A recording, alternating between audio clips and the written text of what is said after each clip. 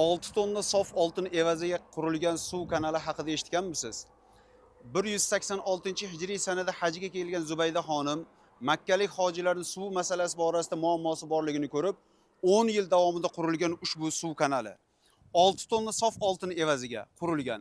Uzoqligi Toifning janubidagi Nomon tog'laridan boshlangan 44 kilometr masofada Makkagacha kelgan. Ko'rib turganingiz mana shu Zubayda xonim kanali bo'ladi. Usti yopiq, yo'llari mahkam mustahkamlangan, zigzag holatda qurilgan, zero kanal to'lib qolmasligi uchun. Zamonaviy suv kanallari ham xuddi shundoq zigzag holatda quriladi. O'zini o'zi doim yangilab turadi.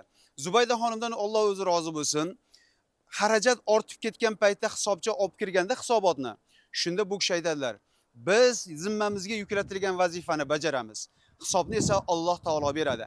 Har bir ketmon urish, har bir lapatga urish bir oltin tangaga ro'baro teng kelsa ham biz ushbu suv vazifasini, suv masalasini albatta bajaramiz deb javob berganlar.